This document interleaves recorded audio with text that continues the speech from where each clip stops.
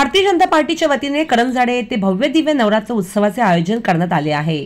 या उत्सवात धार्मिक, सांस्कृतिक आणि सामाजिक उपक्रमाचे अनोखे संगम पाहायला मिळत असून यंदाच्या उत्सवातून पूरग्रस्त शेतकऱ्यांना मदतीचा हात देण्याचा ठोस संदेश दिला गेला। महिला, मुले, ज्येष्ठ व कपल्स व उल्लेखनीय ग्रुप यांच्यासाठी दररोज बक्षिसांचे आयोजन करण्यात आले आहे। कार्यकर्त्यांच्या आग्रहास्तव करंजाडेचे सरपंच मंगेश शेलार यांनीही गरब्याच्या ठेक्यावर नृत्य केले। त्यांचा उत्साही सहभाग पाहून उपस्थित कार्यकर्त्यांनाही आनंद झाला। उत्सवाचे प्रमुख आयोजकांनी सांगितले की नवरात्र उत्सव ही शेतकरी बांधवांसाठी मदतीचा संकल्प करून हा उत्सव अधिक अर्थपूर्ण करण्याचा प्रयत्न आम्ही केला आहे। भारतीय जनता पार्टीचे सरकार चांगले काम करत असून पूरग्रस्तांसाठी व शेतकऱ्यांसाठी चांगले निर्णय घेईल असे मत सरपंच मंगेश शेलार यांनी यावेळी व्यक्त केले। नमस्कार, मी मंगेश शेलार, करंजाडे सरपंच। भारतीय जनता पार्टी व श्री सामाजिक शैक्षणिक संस्था आयोजित नवरात्र भव्य दिव्य दांडी उत्सव हा 8 वर्ष झाले। मी सरपंच होण्याच्या 3 वर्षे आधीपासून दांडिया उत्सव चालू असतो। लोकांचा चांगला प्रतिसाद असतो। करंजाडेतील सर्व लोक येऊन आनंद उत्सव साजरा करतात।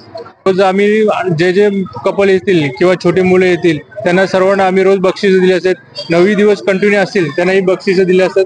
करंजाडेमध्ये भव्य दिव्य असा तुम्ही बघितला असेल। संपूर्ण करंजाडे सेक्टर 4 सर्व लोक, म्हणजे सेक्टर 1 पासून 6 पासून सर्व लोक येतात, पनवेलची लोक येतात आणि करंजाडे भव्य दांड्याचा आनंद उत्सव साजरा करतात। एक बाजूला नवरात्र उत्सवाचं आयोजन दिसते, एका बाजूला महाराष्ट्राची पूर्ण समस्या स्थिती आहे, त्याला एक मदतीचा हात या ठिकाणी संदेशाचं आयोजन करण्यात आलं आहे। कशा प्रकारचा हा संदेश समाजापर्यंत? नक्कीच तुम्ही बघितलं असं पावसामुळे मराठवाड्यामध्ये पाण्याचे पडले पूरग्रस्त झालेला आहे। त्या अनुषंगाने आपला एक कर्तव्य या भूमिकेने आपणही मदतीचा हात म्हणून आम्ही करंजाडेतील सर्व नागरिकांना सांगितलेला, आपणही मदतीचा हात म्हणून एक हात मदती म्हणून सर्वांना ज्यांना कोणाला द्यायची असेल मदत म्हणून ते आपण इथं स्वीकारून आपण मराठवाड्यामध्ये पोहोचली जाईल मदत। हा ओला दुष्काळ जाहीर हो या अनुषंगाने कशा प्रकारचं भारतीय जनता पार्टी अग्रेसर राहील आणि शेतकऱ्याला एक दिलासा देण्याच्या बाबतीत कशा प्रकारे पावलं उचलणार? नक्कीच शेतकऱ्यांच्या पाठीशी सरकार आपलं आहे।